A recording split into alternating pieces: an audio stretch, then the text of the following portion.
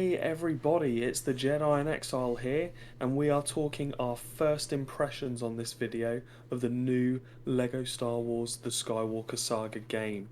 So we've been so excited for this to come out. This has been, well, it's been really about 14 years in the making, but realistically, it's been about 2 years in the making since it was announced at one of the Star Wars celebrations, I want to say. So yeah, I've been really eager to play this. The game came out on Tuesday for some people. They were lucky enough to get it on Monday, on Sunday. We played about an hour each, so only a small portion. My first question to you, Matthew, is which episode did you start with? What's your playthrough order? So I started with episode one, which the guys can all see next Saturday when our official playthrough video goes live, Ooh, and exciting. yeah, they will be able to experience it along with us. But yeah, I started with episode one. What about yourself?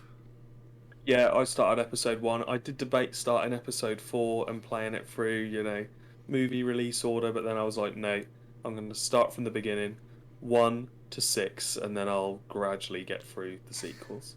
Which I knew that what I you did. weren't going to miss an opportunity to bash the sequels there. I No, can't help it. I think that to me that seems like the sensible order. But I mean, first impressions wise, like talk to me about kind of as you said, we've both played maybe like half hour, an hour, so not had a chance to like really get into it, but kind of experience some of the main kind of gameplay elements and the way they've put this all together and stuff. So talk to me about like kind of first impressions. So, so I think the first thing probably to say about first impressions is that we're lucky and unlucky in this game that we've got something to compare it to. So we've got the old Lego Star Wars complete saga to compare this game to, and we've got the Lego The Force Awakens game to compare it to, and the Lego The Clone Wars game to compare it to. So um, comparing it to the complete saga, I mean, my first impressions, there's a lot more to this game. I think the levels, you don't really feel like you're in a level. Obviously, the complete saga, you walked through the door of the cantina to whichever episode, then you walked through a level. It's slightly different in this game that when you're playing it on story mode, it's like open world and then it's into a level, then it's open world, and you never feel, and that's quite good that it kind of flows. So where like the longest episode for me in episode one was the pod race level, which was an enjoyable level. It's bloody difficult. It's a lot harder than the original level. I mean, clearly things like the graphics are great. I love the fact that you can like do combo lightsaber moves. We've got the saber throw in, which we've had in other Star Finally, Wars games. finally. Yeah, Lego have cottoned on to that. Um, so no, I think the whole um, the like you can see the fight in here for those watching on YouTube. Well, as much as this is basically the launch trailer, the gameplay moves are very similar. Like the fighting is really really good, and I like that when you're facing the droids, they don't just automatically die after one lightsaber slash. I Um, like the little so health bars as well, rather than like yeah, the original was kind of when you hit someone they like flashed red a little bit so you could tell that you had actually hit them or whatever. But you actually yeah, get little mini health bars, not just for the enemies either, but for other members of your party and for yourself. I think that this is not a negative towards this game. It's not a positive either. It's just, I suppose, a comment from me is that the old game was so good because of its simplicity, and this is far from simple in my eyes. It's not complicated, but they have just added a lot of stuff. Like again, in the original game, the canisters, the mini kit canisters, it was a bit more obvious that you needed canisters. There was 10 to collect on a lot of the levels. There's only 5 to collect. You've got obviously the kyber crystals to collect in this one. I like that that's a little bit different. I like that you can like buy upgrades. Um, I mean, the amount of characters in this game is staggering. Like level one, like the old negotiations level. Um, the Qui Gon character comes up as Qui Gon Cape, which means there's probably going to be different variations just of Qui Gon, whereas before it was like we had one Qui Gon and that was it. So, and I like the whole talking um, element to the Lego game, which is Yeah, something we obviously had in Force Awakens, but not in the original in the original game. Yeah, so in Force Awakens and kind of the Clone Wars stuff, when they've used voices previously in the Lego games, they've just pulled straight from the movies. So they've literally just lifted the audio, and then I think they've kind of used a few like computer generated tricks, and maybe like some of the actors have recorded like a couple of extra lines of dialogue, knowing that they were getting used for games. But with this, they've used a bunch of the Clone Wars actors to do the voices. So it's the same guy that does Really, Obi-Wan's really, voice. yeah, Does it's really unnerving listening to the Clone Wars Obi-Wan, who is the master. He's bearded Obi-Wan, playing Episode One Obi-Wan, young Obi-Wan.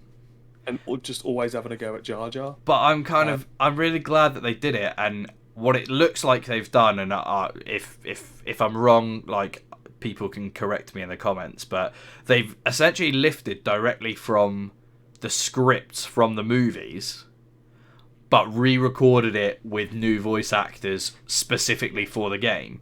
The one thing that I really like about this, and I feel like all of the Lego Star Wars games have done it to a certain extent, but I feel like it's really evident in this, is that they've taken the stories and obviously condensed them so that you're not sat playing for an hour and a half, 2 hours per game, but still kept all like the key points. But they managed to tell like key story points in like a 10-second cutscene.